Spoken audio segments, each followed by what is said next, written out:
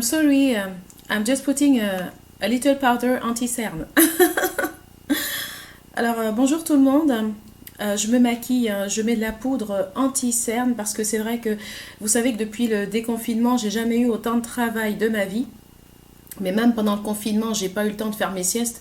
Mais alors là, c'est encore pire. Et hier, j'ai travaillé jusqu'à minuit et je me suis pas couchée avant minuit. Donc, si vous comprenez que voilà, j'avais peur d'avoir quelques cernes, alors je me suis dit que je vais quand même me maquiller en faisant ma vidéo, hein.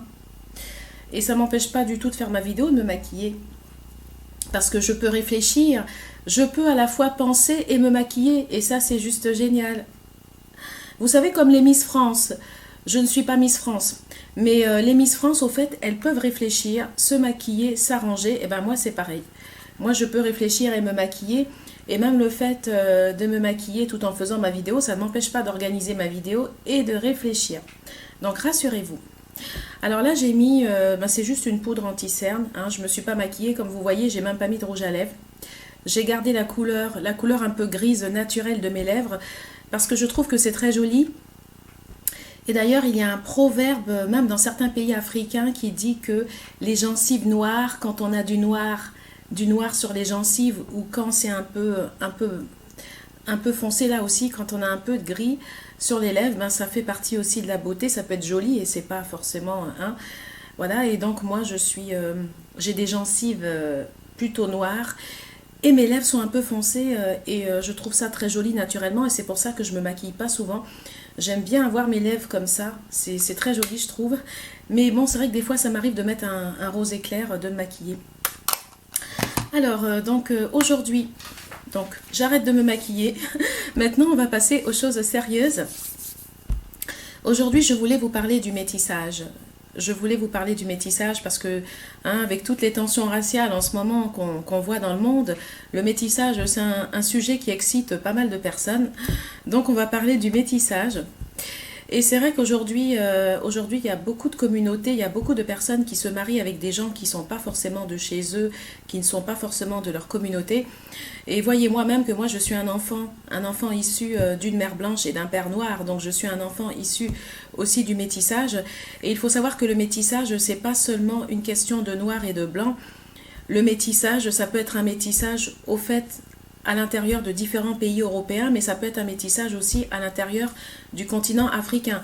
Par exemple, moi j'ai des amis par exemple qui ont un parent sénégalais et un parent ivoirien, et ça c'est aussi un métissage, mais c'est un métissage à l'intérieur du continent africain. Ce n'est pas un métissage forcément noir et blanc. Donc le métissage, ça peut être aussi deux Africains qui ne sont pas du même pays d'Afrique, mais qui se marient ensemble et qui ont des enfants ensemble, et ça c'est aussi un métissage. Et donc le métissage, ça ne s'arrête pas à une question de noir et de blanc. Le métissage, c'est pas forcément une personne blanche et une personne noire qui vont se marier ensemble. Le métissage, ça peut être aussi deux blancs qui se marient ensemble, mais qui ne sont pas de la même race, qui ne sont pas forcément du même pays. Je ne sais pas si vous prenez par exemple une femme russe qui va épouser un Français, ben c'est un métissage, comme une femme russe qui va se marier par exemple avec un oriental, c'est aussi un métissage. Donc, le métissage, c'est pas forcément une femme blanche qui épouse un noir ou un noir qui va épouser une blanche. Ça peut être le métissage, le métissage en général et pas seulement d'une question de noir et de blanc. Alors aujourd'hui, ce qu'on remarque dans le monde, au fait, c'est qu'il n'y a jamais eu autant de métissage, parce que vous voyez partout, il n'y a jamais eu autant de personnes qui ne sont pas du même pays et qui se marient entre eux. Mais malheureusement, ça n'empêche pas les tensions raciales. C'est qu'aujourd'hui, il n'y a jamais eu autant de tensions raciales avec toutes ces manifestations partout. Et voilà, et en fait, moi, je sais ce que c'est que le métissage. Et je suis habituée au métissage parce que dans la famille de ma mère, on est tous métissés. Dans la famille, par exemple, française de ma mère, j'ai des Syriens dans ma famille. Dans ma famille, j'ai des Syriens. J'ai des Corses dans ma famille, j'ai des Tourangeaux de la région de Touraine qui sont mariés avec des Corses. Donc on a aussi des Français de toutes les régions, des Corses, des Tourangeaux. J'ai des Syriens dans ma famille, des Franco-Syriens. J'ai le frère de ma mère qui s'est marié, qui a épousé une Israélienne. Donc c'est pour vous dire que dans la famille, vraiment, le métissage, moi je connais. Hein, je connais le métissage, mes cousins et tout ça, on n'est pas des purs sang, quoi. Je veux dire, on est tous mélangés, mais ça n'empêche pas qu'on est français. Voilà, on est français, mais on est attaché à la France. Voilà, on est attaché à la France, on est français. Mais c'est vrai que le métissage, il y a beaucoup de métissage en France parce que vous savez que la France, c'est un pays de brassage où il y a eu beaucoup de mélanges. Donc moi, le métissage, je connais et moi, je pense qu'il ne faut pas s'occuper non plus de certaines personnes, voilà, certaines personnes qui font exprès, des fois même des policiers qui font exprès pour créer des tensions raciales. Mais c'est pas seulement des policiers, hein, ça peut être des gens dans la société de tous les jours qui font exprès des fois pour créer des émeutes, des gens en fait qui n'ont vraiment rien à faire, hein, que de passer leur temps à se servir des races, des différentes ethnies, pour créer des émeutes, des différences. Et nous, au fait, on est au-dessus de tout ça. Voilà, on est au-dessus de tout ça parce que nous, on se dit que on va avancer de façon intelligente et on va pas perdre notre temps avec des gens qui n'ont vraiment, mais absolument rien à faire. Bonjour. Alors aujourd'hui, je vais vous parler de mon métissage. Je vais vous parler de mon métissage, comment je gère mon métissage en tant que métisse. C'est vrai que des fois le métissage, même si on en a parlé, et même si Yannick Noah a parlé du métissage dans sa chanson, il y a des fois où le métissage, c'est un sujet encore tabou. Même le fait de s'asseoir dans une assemblée et d'annoncer qu'on est métisse, bon, on va se dire, ah là là, mon Dieu, celle-là, elle commence à s'éloigner de nous, là, parce que elle se distingue, elle est métisse. Mais écoutez, moi, je ne m'invente pas, je ne m'invente pas une personne, voilà, je suis ce que je suis. Je suis le fruit d'une femme blanche et d'un homme noir, donc je suis métisse. Enfin, à la base déjà, je parle, hein, à la base, je suis métisse. Enfant d'une femme blanche et d'un homme noir. Donc, qu'est-ce que vous voulez que je vous dise? Quand vous me dites ce que je suis, ben, je suis métisse, ma mère est blanche et mon père est noir. Je ne peux pas vous sortir autre chose. Et en même temps, il n'y a pas de honte, il n'y a pas de honte à être métisse. Hein. Je suis métisse, voilà, je suis comme tout le monde. Je n'ai rien de plus, je n'ai rien de moins, je suis un être humain comme tout le monde sur la Terre. Et donc, il n'y a pas de honte à être métisse. Moi, je suis métisse et je le dis carrément. Et j'ai toujours bien géré mon métissage.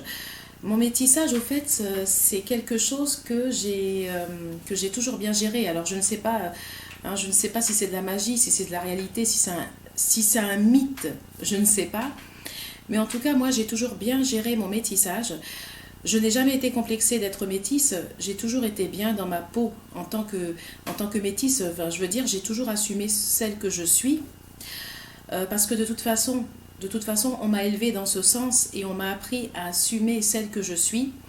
Je sais que je ne suis pas venue sur la terre pour plaire. Hein, je suis venue sur la terre pour être la personne que je suis.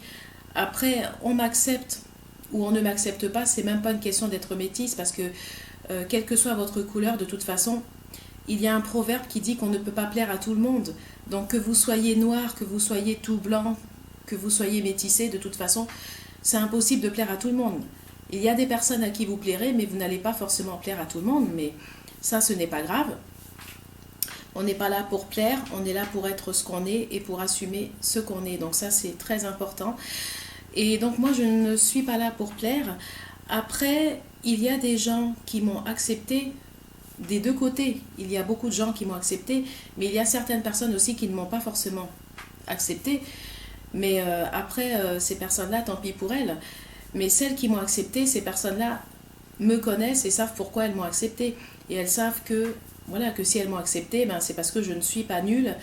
Je ne suis pas une personne nulle et que j'ai des choses intéressantes aussi à leur apporter, même spirituellement, et que je peux être utile aussi. Et voilà, et que je suis une personne aussi intéressante à ma façon, bien sûr, parce qu'on ne se ressemble pas et on est tous différents.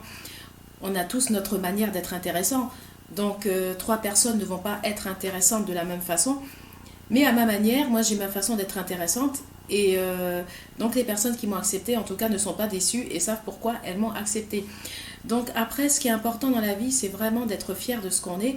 Fier de ce qu'on est dans le sens de ne pas être complexé de ce qu'on est, mais d'assumer vraiment ce qu'on est et de se dire que on n'est pas là pour plaire aux gens, on est là vraiment pour être ce qu'on est. Après, on vous accepte pas de toute façon, chacun est libre vous ne pouvez pas obliger non plus des gens qui ne... Hein, enfin, du moment que... Je veux dire, du moment qu'il y a un respect mutuel, vous ne pouvez pas obliger non plus des gens qui ne vous acceptent pas à vous accepter. Donc, je pense que la meilleure façon, en tout cas, vraiment, c'est vraiment de ne pas se mentir, voilà, d'assumer ce qu'on est. Et en tout cas, moi, je n'ai pas eu de problème avec mon métissage en tant que métisse. Et je dirais que si j'ai eu des difficultés, peut-être, ce serait vraiment par rapport au regard des autres. Je dirais que c'est le regard des autres. Mais moi, si c'est moi en tant que métisse, franchement, dans ma personne, je suis bien. Je n'ai pas de complexe. Je suis une métisse de descendance africaine. Je ne suis pas complexée du tout. Je suis vraiment bien dans ce que je suis. Et si vraiment il y aurait un problème, je dirais que ce serait peut-être le regard de certaines personnes. Mais en tout cas, ça ne viendrait pas de moi. Ça, c'est clair. J'ai toujours assumé celle que je suis. Et je suis bien comme je suis. Voilà. Et j'assume. Et je n'ai aucun tabou. Je n'ai aucune honte à être métisse. Et je l'assume très bien. Alors, j'ai une chose importante à dire par rapport au métissage. Il y a une chose qu'il faut que je partage hein, et que je raconte. Souvent, moi, en tant que métisse, on me prend souvent pour une personne perdue. Une personne qui se balade entre le noir et entre le noir et le blanc. On me prend pour une personne qui est égarée, au fait. Une personne qui n'a pas de repère, qui est perdue entre le noir et le blanc. Eh bien, en fait, je vais vous dire, agréablement, je vais vous surprendre que je n'ai jamais ressenti ça. Je ne me suis jamais sentie égarée entre le noir et le blanc. Mais par contre, je me suis sentie complètement entière. C'est incroyable, c'est que je me suis toujours sentie entière. J'ai toujours eu l'impression d'être entière, mais pas une moitié. Je ne me suis jamais sentie comme une moitié, au fait. Je me suis toujours sentie complètement entière, même depuis mon enfance. J'ai jamais eu l'impression d'être ballottée entre le noir et le blanc, d'être divisée entre une histoire de noir et de blanc. Mais alors là, pas du tout. Peut-être qu'il y a des métisses qui ont ressenti ça, je ne sais pas. Mais en tout cas, moi, franchement, j'ai jamais ressenti ça. Et au fait, je me suis toujours sentie entière. Je me suis toujours sentie comme une personne entière et complètement entière. Et je dirais que si je devais me définir, je pourrais me comparer à un bel ananas. Non, mais la comparaison, elle est assez marrante. Moi, c'est ma vision des choses. Bah, après, voilà, c'est ma vision des choses. Mais moi, si je devais je me vois comme un bel ananas dans une coupe de fruits. Je me vois comme un ananas, au fait, soit une mangue, une belle mangue entière ou un bel ananas dans une coupe de fruits. Et je me dis que si on divise l'ananas ou que si l'on divise la mangue, moi, je serais toujours entière à côté de l'ananas et entière à côté de la mangue. Mais en aucun cas, je me prends pour une moitié. Je me suis jamais prise pour une moitié. Et encore moins pour une personne ballottée entre le blanc et le noir. Mais alors là, pas du tout. Je vous assure, là, aujourd'hui, je me sens bien. Malgré toutes les emmerdes que j'ai eues dans ma vie, parce que ça n'a pas été facile, il faut le dire. Être métisse, c'est pas forcément facile, mais comme je dis, ça vient pas de moi, c'est le regard des gens. Donc c'est vrai que des fois, je m'en suis pris. Je m'en suis pris dans la tronche. J'ai été discriminée, j'ai été cassée dans pas mal d'endroits où je suis passée dans des services. Une fois, je suis allée à la NPE et il y a un conseiller qui m'a dit, mais mademoiselle, le bureau, c'est pas pour vous. Ici en France, je vous le dis, une personne comme vous ne pouvez pas être acceptée dans un bureau. Donc ça, on me l'a dit à l'NPE. À l'NPE. Et ça, j'avais 23 ans, je m'en rappelle, je suis allée m'inscrire à l'NPE, j'avais 23 ans, parce que je venais de terminer ma formation. J'avais fait 3 ans à l'université et je n'avais pas eu mes diplômes parce qu'on m'avait discriminée. En tant que métisse, je n'avais pas le droit d'avoir des diplômes à l'université en France. Donc j'ai été discriminée, je n'ai pas eu mes diplômes à l'université. Mais je ne me suis pas découragée, j'ai continué. Après, j'ai fait une formation de secrétariat et après ma formation d'assistante de direction, donc après ma formation de secrétariat, relations humaines, communication, téléphone, secrétariat, réception, accueil. J'arrive à l'NPE et je tombe sur un conseiller qui me regarde des pieds à la tête et qui me dit « Mademoiselle, je préfère vous prévenir, ne postulez pas dans l'administration, dans les bureaux, parce que ici en France, une personne comme vous, on ne pourra pas vous embaucher dans un bureau. Excusez-moi, j'y suis pour rien, mais les personnes comme vous, ça va pas dans les bureaux. » Donc c'est ça que le conseiller au fait de l'NPE m'a dit. J'avais 23 ans, je me rappelle, et ça m'a marqué. Donc c'est pour vous dire que malgré tout ce qu'on m'a fait, malgré toutes les discriminations qu'on m'a faites, je m'en suis quand même sortie aujourd'hui parce que je suis une personne qui a du caractère. Mais quand je dis du caractère, c'est pas du caractère dans le sens négatif. Je ne suis pas une personne invivable. Je suis une personne très communicative et même en groupe, je suis plutôt une personne qui écoute beaucoup les gens. Et je me rappelle qu'une fois, j'ai reçu une fille chez moi, une fille qui est mais vraiment insupportable, une fille que personne ne voulait parce que c'est une fille qui n'arrêtait pas de parler et personne ne voulait l'écouter. Et cette fille-là, moi, je me suis assise dans mon canapé et je l'ai écoutée pendant 2 heures, mais sans rien dire, quoi. Je veux dire, elle avait toute la place pour elle, hein. Je l'ai reçue chez moi, je l'ai écoutée pendant 2 heures. Et c'est pas pour me vanter, mais il n'y a pas beaucoup de personnes qui auraient supporté une fille comme ça qui vient bavarder, hein, une fille qui vient bavarder chez vous pendant 2 heures et que vous pouvez pas placer un mot et que vous êtes là à l'écouter comme ça. Et moi, ça m'arrivait au fait. Mais je me suis dit, bon, tu vas pas t'énerver parce que, hein, on va pas rentrer dans les histoires. Donc la fille, laisse-la parler. Si elle te laisse pas dire un mot, tu la laisses parler pendant 2 heures. Elle prend son café, elle prend son thé, après elle s'en va et au moins tu seras contente de l'avoir reçue et d'avoir passé une belle journée. Voilà, donc au fait, je suis une personne qui a beaucoup de caractère, mais dans le sens positif. Mais je suis très réceptive, hein. Quand je suis en groupe, je pense que c'est plutôt moi qui écoute les gens. En général, j'ai tendance à me taire, mais je parle aussi, mais je sais échanger. Je ne suis pas une personne qui est là comme ça, hein, que pour ma personne. Je suis très vivable, je suis communicative, mais par contre, j'ai du caractère dans le sens positif, c'est que je suis une personne très volontaire. Je ne me laisse jamais décourager. Et il y a très peu de personnes dans ma vie d'ailleurs qui ont réussi à me décourager. Je dirais qu'il y a même personne qui a réussi à me décourager et c'est pour ça aujourd'hui que j'en suis là. Parce que malgré tout ce qu'on m'a fait, malgré tout ce qu'on m'a dit, que je ne pourrais pas aller dans les bureaux en France, que je ne pourrais rien faire en France, et bien malgré tout ce qu'on m'a raconté, vous voyez aujourd'hui je m'en suis sortie. Je vous parlerai de mon parcours par la suite, mais je m'en suis vraiment sortie parce que j'ai été volontaire, je me suis battue jusqu'au bout. À plus de 30 ans d'âge, je ne me suis jamais découragée, j'ai jamais baissé les bras. Et aujourd'hui, je suis là devant vous pour faire mes vidéos. Et ce qui fait justement que je me sens très à l'aise dans mes vidéos, c'est parce que j'ai toujours été volontaire, je ne me suis jamais découragée, j'ai jamais baissé les bras. Je me suis battue jusqu'au bout et je suis fière de moi. Voilà. Je suis fière de moi, mais aussi des personnes qui m'ont encouragée, qui m'ont tendu la main aussi. Et je ne me suis jamais découragée malgré le fait qu'on a voulu vraiment me déprimer, me faire comprendre que je pourrais rien faire parce que je suis métisse, que je pourrais jamais rien faire, même pas travailler dans un bureau. Et croyez-moi qu'aujourd'hui je suis vraiment, vraiment fière de moi. Et je ne suis pas une moitié incroyablement, je ne me suis jamais, même si c'est vrai que je suis moitié, bon peut-être si vous voulez, parce que enfin je veux dire, ma mère est blanche, mon père est noir, donc je veux bien croire, mais en tout cas moi je me suis jamais prise pour une moitié, je me sens complètement complète, j'ai jamais été aussi complète de ma vie dans ma personne, c'est juste incroyable, et tant mieux pour moi, et la manière dont j'ai surmonté vraiment tout ce que j'ai vécu, moi je trouve ça plutôt, mais vraiment génial. Et voilà, donc c'était un petit résumé sur le métissage, comment je gère mon métissage, comment je m'en suis sortie dans cette société en tant que métisse en France, parce que j'habite en France.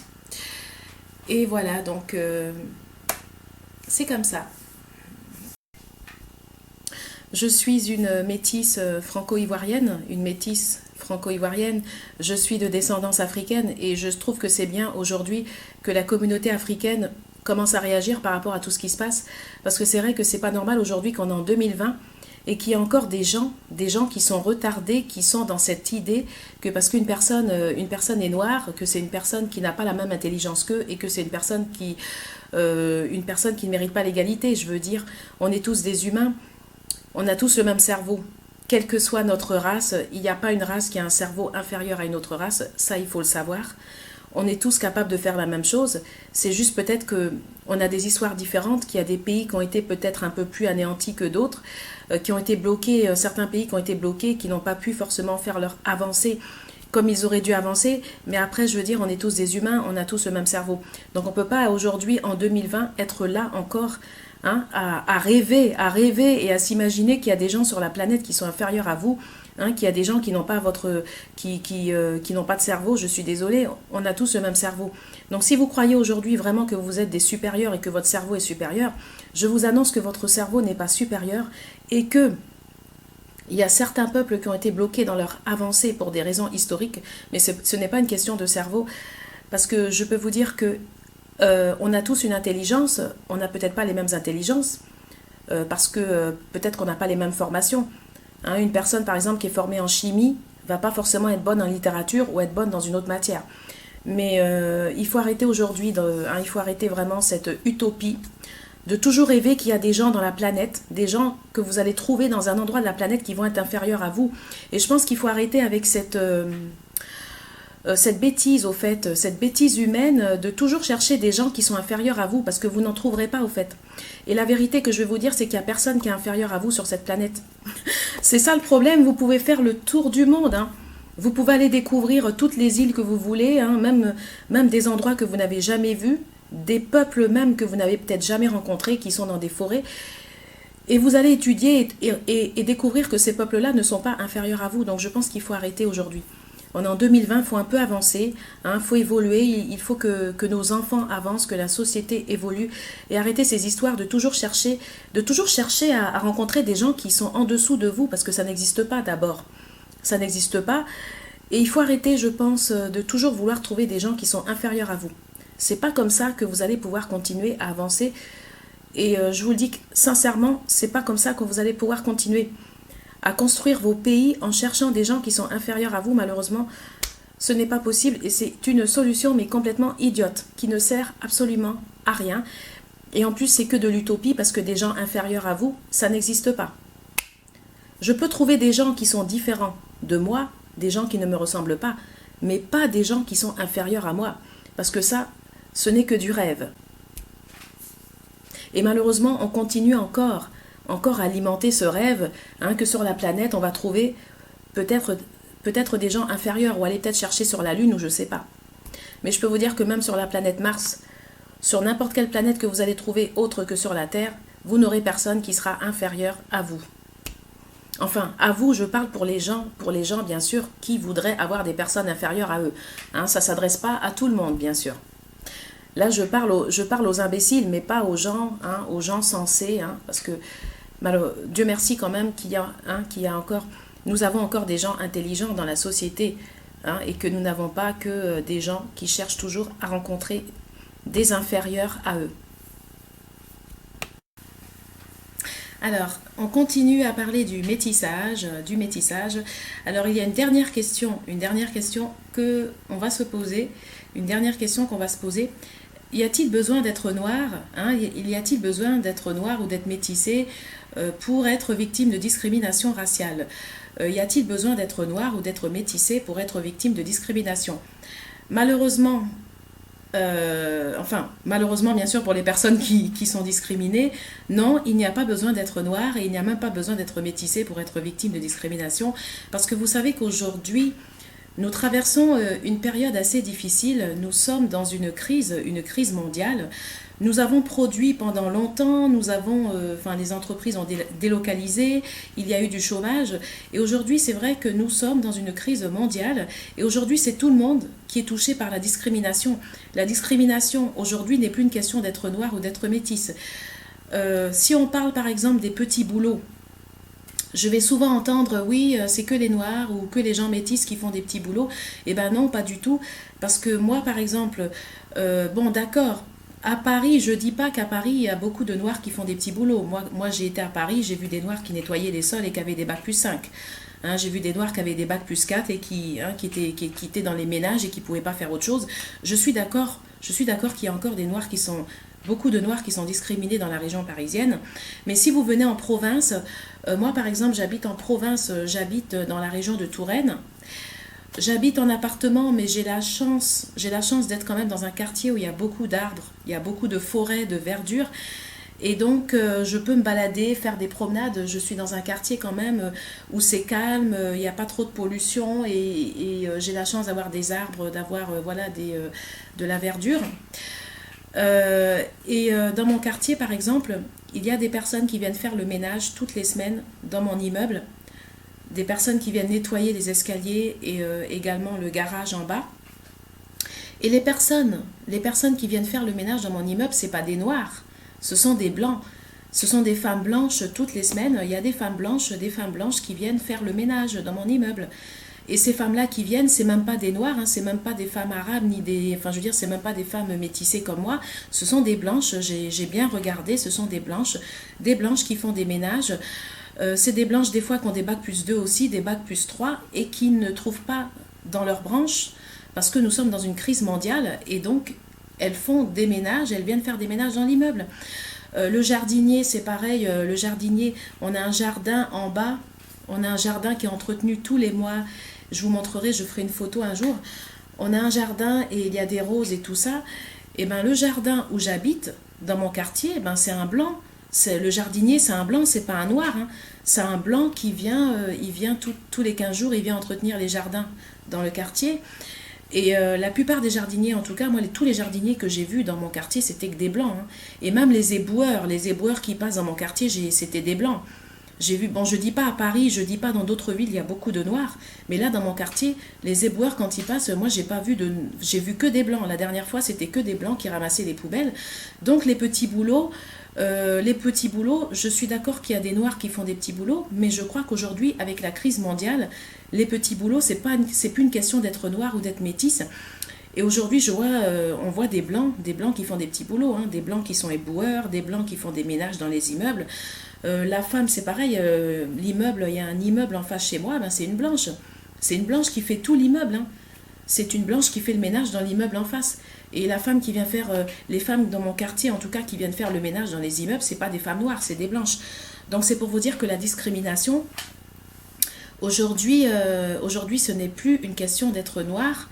Je suis d'accord que nous sommes les plus à être exposés, parce que quand on est noir ou métisse, c'est sûr qu'on va passer en dernier, on va sûrement pas être passé en premier, ça je suis tout à fait d'accord, mais par contre la discrimination, elle touche aussi les blancs, parce qu'aujourd'hui vous avez des blancs qui ont des bacs plus 5 et qui sont jardiniers, vous avez des blancs qui ont des bacs plus 6 et qui font des ménages, parce qu'ils ne trouvent plus dans leur branche, parce que tout simplement nous sommes en crise et que, voilà, après moi je ne suis pas économiste, mais nous n'avons pas besoin d'être des économistes pour s'apercevoir qu'il y a quand même une crise, même si on nous annonce qu'il y a toujours du travail, qu'il y a encore de la croissance, mais nous sommes quand même en crise.